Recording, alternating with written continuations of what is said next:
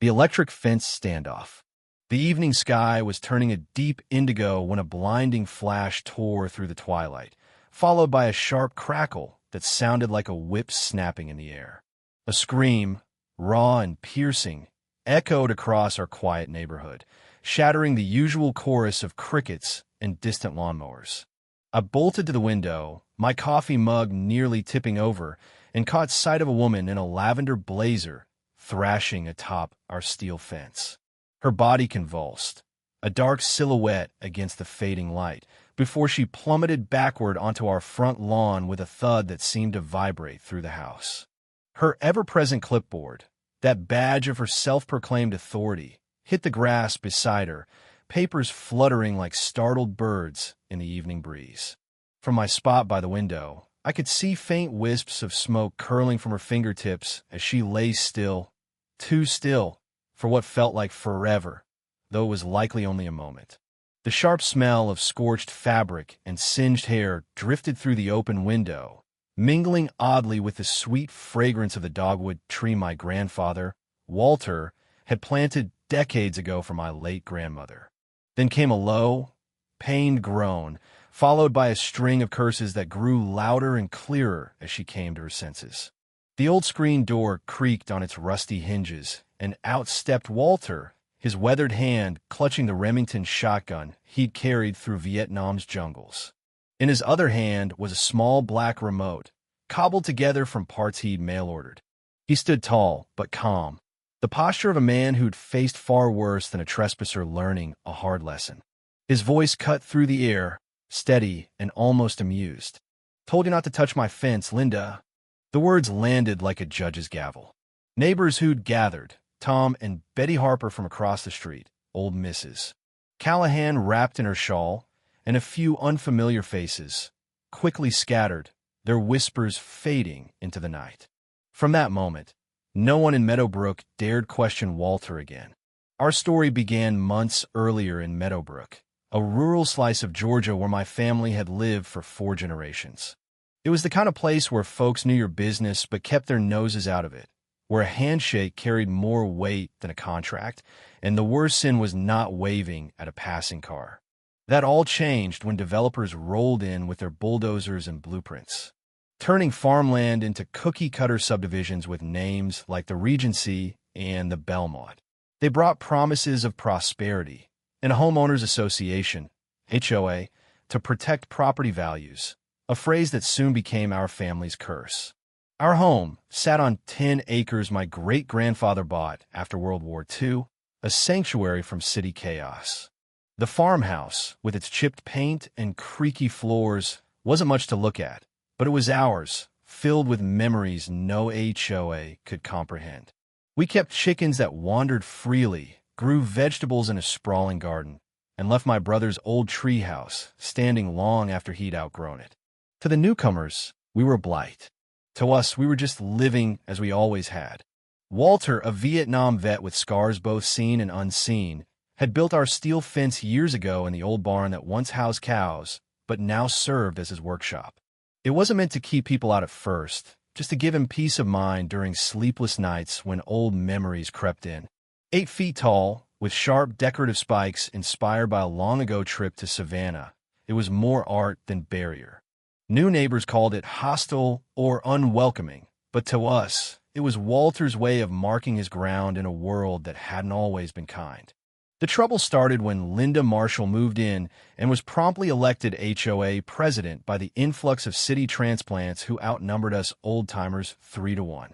Linda was the picture of suburban authority, platinum blonde hair frozen in place, designer sunglasses perched on her head even at dusk, and a rotation of pastel suits that screamed, "I'm in charge." Her white Cadillac SUV bore the vanity plate L&D RUL, a humorless jab at her reign. She wielded her clipboard like a scepter, her smile as cold as her intentions. From day one, Linda targeted our property. "Don't you care about your neighbor's property values?" she'd ask, her head tilted as if speaking to a child. 2 weeks after the HOA formed, she hand-delivered a manila envelope listing 16 violations from our hand-painted mailbox, My sister's gift to Walter to the unauthorized agricultural equipment. Walter's restored 1947 Ford tractor. My father, Henry, calmly explained that our land was grandfathered under county law, exempt from HOA rules. Linda's smile tightened. "We'll see about that," she said, her tone dripping with threat. Her harassment began subtly. Daily drive-bys in her Cadillac, snapping photos of every peeling paint chip or overgrown weed. My younger brother, Tommy, took to making faces from the bushes until Mom caught him, warning that poking the bear would only make things worse. She started it, Tommy grumbled, and Mom couldn't argue. Linda's friendly visits came next, armed with glossy brochures showcasing identical homes and manicured lawns, a sterile vision that made my skin crawl. Henry accepted them politely, while Walter muttered about tyrants with clipboards from his recliner, just loud enough for Linda to hear. Things escalated when we caught Linda inside our property, measuring our fence with a yellow tape measure that stretched like a snake. It was a Sunday morning, and we just returned from church when we spotted her Cadillac at our gate. She'd strolled in as if she owned the place, her white slacks pristine despite our free-range chickens. Henry confronted her, his usual calm fraying as he demanded to know why she was trespassing. Linda's response was chilling. "As HOA president, I have inspection rights. Your fence is 6 inches too close to the road per section 4, paragraph 12. She tapped her clipboard smugly, as if her bylaws trumped our deed. That was the first time Walter spoke to her directly. He'd been watching from the porch, rocking slowly, but her words brought him to his feet with a speed that defied his 72 years. He moved deliberately, his church khakis crisp, his silver hair neat, but his eyes held a glint that made me shiver, a look Mom called his 1,000-yard stare. "Ma'am," he said, his voice low but commanding, "this is private property. You're trespassing. Leave now and don't come back without an invitation." Linda laughed, a sharp, brittle sound. "Sir, this isn't 1970. We have standards now, for the community's good." Walter raised a hand, not rudely but firmly. "Miss Marshall, my family didn't choose this neighborhood. It chose us 50 years before you showed up. My father built this house. I built this fence. County records prove we're exempt. You're not welcome here." Linda's smile faltered, but she recovered, scoffing. "Your fence violates Code 6.4. Remove it in 30 days or face fines and a lien." Walter's eyes narrowed. "I wouldn't come back if I were you," he said softly, but the words carried a weight that silenced her, if only for a moment. Linda's parting shot, "Expect a letter from our attorney," hung in the air like a storm cloud as she strode back to her Cadillac, her phone already pressed to her ear, no doubt reporting the hostile encounter. Walter watched her go, his face unreadable, a man who'd learned in Vietnam that some fights are won by patience, not bravado.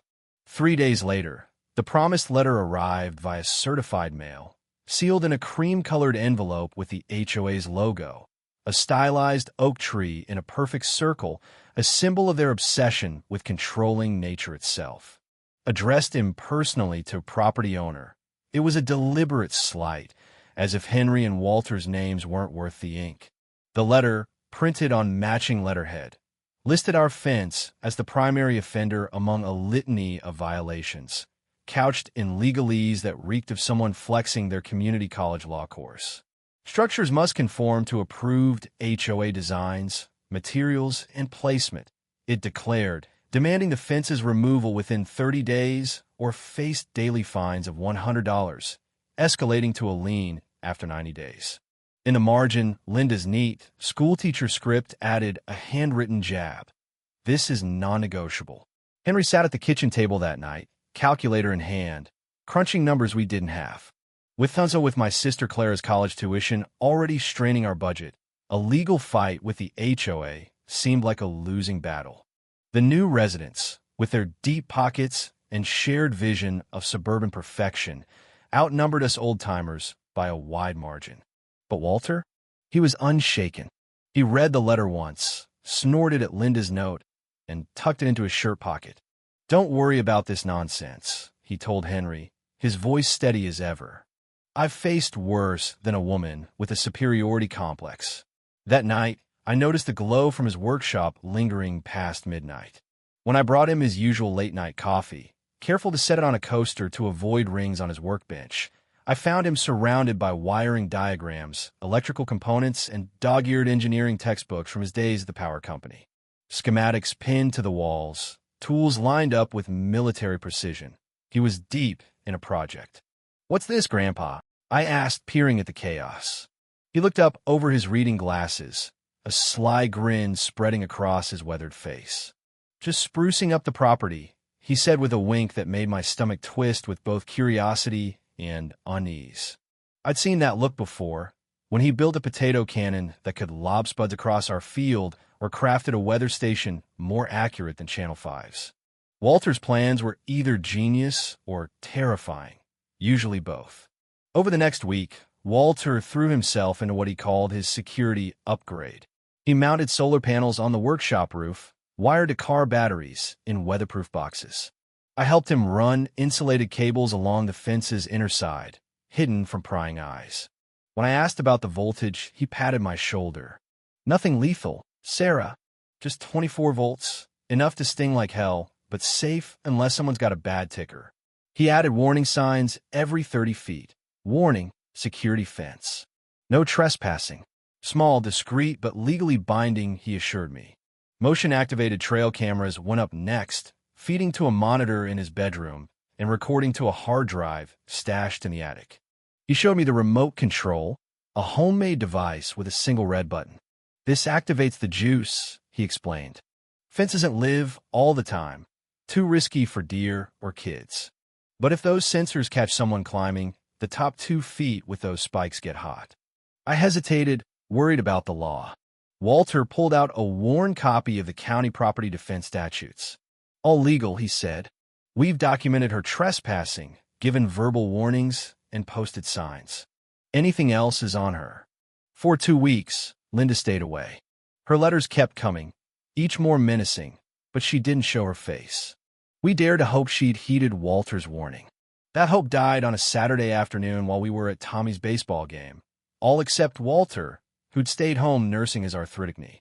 Security footage later revealed the scene. Linda marched up with 2 HOA board members, clipboard in hand, and found our gate locked. "This is absurd," she snapped.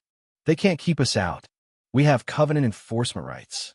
One board member pointed to a warning sign, suggesting they consult their lawyer. Linda waved him off. "I'm not scared of some old vet's bluster. That fence isn't electric. I'm documenting these violations once and for all." The cameras caught her handing off her clipboard, gripping the fence, and starting to climb. Halfway up, she spotted Walter on the porch. She paused, then shouted something the mics didn't catch. Walter's reply was clear. "Ma'am, that fence is electrified. Come down before you hurt yourself." Linda's laugh rang out as she kept climbing, reaching the spiked finials. Walter raised the remote, giving one final warning. "This is your last chance to respect private property." Linda swung a leg over, straddling the fence. Then Walter pressed the button. The footage showed it all. Her body stiffening, eyes wide with shock, muscles spasming as she lost her grip and fell backward onto the grass. Her clipboard landed beside her, papers scattering. By the time we got home, a police car was in our driveway. My heart sank, fearing Walter was in cuffs. Instead, he was at the kitchen table, calmly showing Officer Daniels, a family friend, the footage. Linda sat in our living room, icing her hand, her face a mask of fury. "I want him arrested for assault," she demanded as we walked in. Daniels, a grizzled man who'd known us for years, looked apologetic. "Just taking statements, a mess." "Marshal." She claimed she was injured during HOA duties. Henry started to speak, but Walter cut in. "Show him the full video." Daniels watched as the footage played out. Linda ignoring signs, dismissing her colleagues, and climbing despite warnings. When it ended, he closed the laptop. "Ma'am, you were trespassing on marked private property after multiple warnings. The current was activated only after you ignored everything.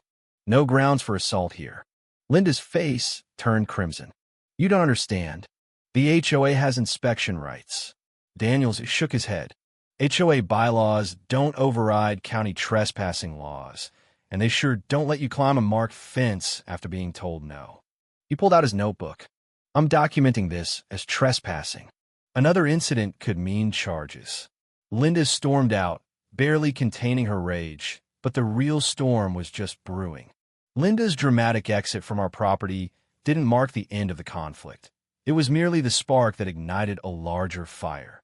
By nightfall, someone we never found out who had uploaded a clipped version of our security footage to Meadowbrook's social media group. The video, showing Linda's brazen climb, her dismissal of warnings, and her electrifying fall, spread like wildfire. By morning, it had been shared across the county, with neighbors we'd never met chiming in. She tried that on us too, posted the Millers. She's been sneaking into yards for months, added another. The comments painted a picture of Linda as a petty tyrant, and suddenly, the woman who'd ruled the HOA with an iron clipboard was facing a community in open revolt. 3 days later, a letter arrived from Linda's attorney, threatening a lawsuit for malicious injury and intentional infliction of emotional distress. Henry and Mom were beside themselves. We couldn't afford a legal battle, not with Clara's tuition and the farm's razor-thin margins. The thought of losing our home to fines or a lien kept them up at night, whispering over coffee long after I'd gone to bed. But Walter? He was a rock. Let her try, he said, sipping his morning brew as if discussing a minor annoyance. She's got no case. He wasn't just blowing smoke. The next day, Walter paid a visit to his old friend, Judge Ellis, a retired county judge who still practiced law part-time. They spent hours poring over the footage, HOA bylaws, and county property statutes. When Walter came home, he was almost cheerful. Ellis says we're bulletproof, he told us. He'll represent us pro bono if it comes to court. Made some calls to the county clerk, too. Those calls proved pivotal. Within a week, Linda received a formal notice that the county was investigating her for harassment and repeated trespassing. The sheriff's office issued a statement clarifying that defensive electrification of private property was legal in our county, provided warning signs were posted and voltage stayed below 50 volts, conditions Walter had meticulously met. The knockout punch came when someone anonymously leaked text messages Linda had sent to her inner circle. In them, she bragged about her plan to push that old man until he snaps to force compliance. She wrote, "These holdout properties are tanking our home values." I'll make an example of them. The texts were damning, exposing her campaign as premeditated harassment. They circulated among the HOA board, and the backlash was swift. An emergency HOA meeting was called, and nearly every homeowner in Meadowbrook showed up, including us. Linda arrived with her arm in an ACE bandage, milking her injury for sympathy, though her doctor's report noted only minor burns. She took the floor, painting herself as a martyr battling for community standards against a dangerous, unhinged veteran. Her voice dripped with rehearsed sincerity, but the room wasn't buying it. One by one, neighbors stood to share their run-ins with her overreach. The Harpers recounted how she'd fined them for a non-compliant birdhouse. The Nguyen's described her entering their backyard uninvited to measure their shed. The stories piled up, each one chipping away at her facade. The final speaker was Mrs. Callahan, an 82-year-old widow who'd lived in Meadowbrook longer than anyone. Her voice trembled, but carried the weight of decades. "I've been here 65 years, she said, clutching her shawl. Never needed someone to tell me what flowers to plant or how high my grass should be. You've bullied this neighborhood long enough, Linda Marshall." The room erupted in applause. The vote that followed was a landslide. Linda was ousted as HOA president, effective immediately. A motion was passed to overhaul the restrictive covenants, with a committee formed to balance community standards with personal freedom. Linda's lawsuit fizzled before it began. Her attorney, after reviewing Judge Ellis's evidence package, video footage, texts, and affidavits from 19 homeowners about her unauthorized entries, quietly withdrew. The sheriff closed their investigation with a formal trespassing warning to Linda, but no charges were filed either way. The county building inspector visited to check Walter's fence setup and, after a thorough review, declared it compliant for agricultural security, issuing retroactive permits. Legally, the matter was settled. The morning after the HOA meeting, Walter hammered new signs along the fence. Live fence. Trespassers will be educated. He sat on the porch that evening, his shotgun across his lap more from habit than need, watching the sunset with a quiet satisfaction I hadn't seen in years. Neighbors who'd once avoided our eyesore property now drove by slowly, waving to Walter with newfound respect. Some stopped to chat, sharing their gripes about the HOA's heavy hand. A young dad, Mr. Patel, brought his son over to shake Walter's hand, saying, "This is what standing up looks like, buddy." Linda's white Cadillac vanished from our road. Whispers spread that she was house hunting elsewhere. 2 weeks after what Meadowbrook now called the incident, a for sale sign sprouted in front of her immaculate colonial. She held one poorly attended open house, then accepted an offer well below market value. On a crisp Saturday morning, moving trucks loaded her furniture, and by noon, Linda Marshall was gone. As the last truck pulled away, I caught Walter watching from the porch, his face neither smug nor angry, just content. "Some folks need to learn where the line is," he said, almost to himself. "Some lessons stick better than others." The neighborhood began to change. The acting HOA president, Mr. Lou, stopped by, not with violation notices, but with an offer. Would Walter consult on the new bylaws to ensure they respected property rights? Walter chuckled. "I'm no committee man," he said, "but I'll read your draft and tell you if it passes the smell test." "Mr. Lou nodded, leaving with a deference that would have been unthinkable a month earlier. Our fence stood firm, its steel spikes glinting in the sun, a silent reminder of boundaries not to be crossed. Walter still activated the system when we left town, but no one tested it after Linda's spectacle. Meadowbrook settled into a new rhythm, less rigid, more neighborly. Newer homes began showing signs of personality. A gnome statue here, a colorful mailbox there, quiet rebellions against the HOA's old iron grip. Walter became a local legend. Drivers slowed to point out the fence that zapped the HOA lady. To visitors, their voices tinged with awe. The story grew in the telling. Some claimed Linda was flung 10 feet. Others swore her hair turned gray overnight. Walter never corrected them, just smiled. "A little fear keeps folks honest," he told me once. Offenses. The dust had barely settled after Linda Marshall's departure, but Meadowbrook was already transforming. The once oppressive grip of the HOA loosened, and the neighborhood began to breathe again. Gone were the days of identical lawns and cookie-cutter aesthetics enforced by Linda's clipboard. In their place, small signs of individuality sprouted like wildflowers after a long winter. Then Gwen's hung a set of wind chimes that sang softly in the breeze. The Harpers painted their mailbox a cheerful yellow, defying the old earth tones only rule. Even the new folks who'd once rallied behind Linda's vision of suburban perfection started to relax, as if her absence had lifted a spell. Our family, too, felt the shift. The constant threat of fines and lawsuits no longer hung over us like a storm cloud. Henry and Mom stopped whispering about legal fees at the kitchen table, and Clara could focus on her college applications without the fear of our home being yanked out from under us. Tommy, ever the mischief maker, took to patrolling the fence line with a stick, pretending to be Walter's deputy, though Mom quickly put a stop to that. "No need to tempt fate," she said, half laughing, half serious. Walter, though, remained the same, steady as the oak tree out front.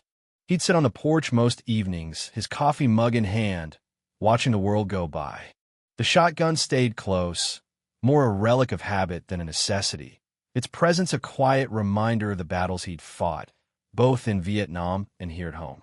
Neighbors now greeted him with a nod or a wave, their earlier wariness replaced by respect. Some like Mr.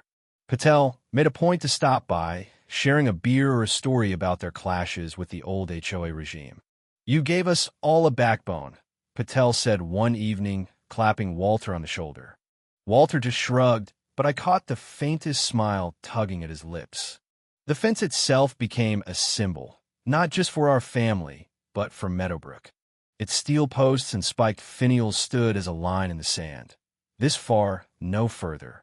Walter kept the electric system on a hair trigger when we were away, the solar panels humming quietly, powering the 24-volt charge that had taught Linda her lesson. The warning signs, live fence. Trespassers will be educated, were now impossible to miss, their bold letters catching the eye of anyone who ventured too close. No one did. The cameras, still recording every rustle in the bushes, sat idle, their hard drive gathering dust in the attic. The HOA, under Mr. Lou's leadership, was a different beast. The new board, a mix of old-timers and newer residents, worked to rewrite the bylaws with input from the community. They held open forums at the community center where folks like Mrs. Callahan and the Millers voiced their desire for rules that didn't strangle individuality. Lou sent Walter a draft of the revised covenants, true to his word. Walter read it over one Sunday afternoon, his reading glasses perched on his nose, and scrawled a single note in the margin: common sense prevails. He mailed it back without fanfare, and Lou later told us the board adopted most of his suggestions, including a clause explicitly respecting grandfather properties like ours. Life in Meadowbrook wasn't perfect, of course. Some of the newer residents grumbled about the relaxed rules, missing the sterile uniformity Linda had championed. A few even tried to resurrect her cause, circulating a petition to reinstate stricter landscaping codes. It fizzled out when Mrs. Callahan, frail but fierce, showed up at a meeting with a stack of photos. Her garden, her late husband's rose bushes, her non-compliant bird bath, and asked, "Who are you to tell me my home isn't good enough?" The room fell silent, and the petition died quietly. Walter's legend grew, as legends do. Kids on bikes would slow down as they passed our property, whispering to each other about the electric fence guy. At the county fair, I overheard a vendor telling a customer, "That's the place where the HOA lady got fried." In some versions, Linda had been launched into the next county. In others, her designer's suit burst into flames. Walter never corrected the tall tales, letting them spread like folklore. "Keeps people on their toes," he'd say with a wink, tamping tobacco into his pipe. But beneath the myth-making, there was a quieter truth. Walter hadn't set out to be a hero or a cautionary tale. He just wanted to protect what was his, our home, our history, our way of life. The fence wasn't about vengeance. It was about boundaries, a concept Linda and her ilk had never grasped. That truth hit me one evening as I sat with him on the porch, the sun dipping below the horizon, casting long shadows across the lawn. The solar lights along the fence blinked on, one by one, tracing the perimeter in a soft glow. Somewhere in the distance, the porch light buzzed, drawing moths in a familiar dance. I've been mulling over a question for days, unsure if I should ask. Finally, I worked up the nerve. "Grandpa, do you ever feel bad about what happened to Linda?" He didn't answer right away. He lit his pipe, the match flaring briefly, and took a slow puff, the smoke curling upward like a thought taking shape. "I don't enjoy seeing anyone hurt," he said at last, his voice low and deliberate. "But I don't regret standing my ground. Some folks think the world bends to their rules. Sooner or later, they touch a fence and learn otherwise." He reached over and patted my hand, his callous palm rough but warm. "Respecting boundaries, Sarah, that's what holds a community together. Not clipboards or fines, but knowing where your rights end and someone else's begin." His words sank in, heavy with the weight of his years, his wars, his losses. I nodded, and we sat in silence, watching the stars emerge, the fence standing sentinel in the dark. The neighborhood's new normal brought unexpected moments of connection. The Harpers invited us to their annual barbecue, a gesture that would have been unthinkable under Linda's reign. Mrs.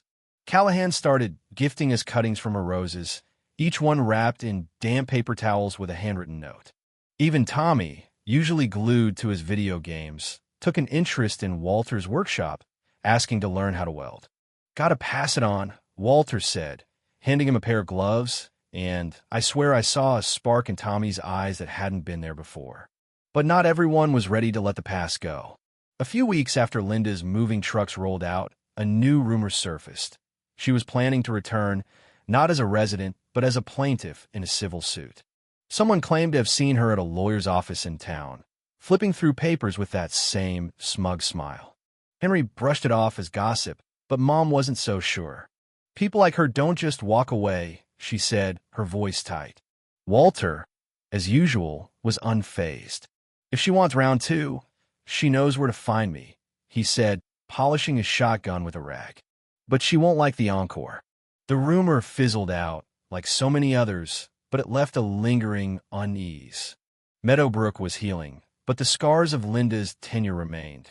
Distrust among neighbors, old grudges that flared up at HOA meetings, debates over where to draw the line between community and control. It made me wonder if we'd ever fully reclaim the Meadowbrook of my childhood, where away from a passing car was enough to keep the peace. One thing was certain: our fence wasn't going anywhere. Walter maintained it with the same care he'd always given his projects, checking the wiring, cleaning the solar panels, and testing the remote. "Gotta keep it ready," he'd say, though I wasn't sure if he meant for trespassers or just for the principle of it. Either way, it stood as a testament to his resolve, a steel-end solar monument to the idea that some things are worth fighting for. As spring turned to summer in Meadowbrook, the neighborhood settled into a rhythm that felt both new and familiar. The HOA's iron grip was gone, replaced by a cautious balance of community standards and personal freedom. Mr. Lou's board finalized the revised bylaws, incorporating Walter's common-sense suggestions. Grandfathered properties like ours were explicitly protected, and rules about mailboxes, gardens, and fences were relaxed to allow what Lou called reasonable individuality. The changes weren't universally loved. Some newcomers still longed for Linda's sterile uniformity, but the majority embraced the shift. Meadowbrook was starting to feel like a community again, not a gated prison. Our family's life returned to its steady cadence. Henry went back to coaching Little League, his easy laugh returning after months of stress.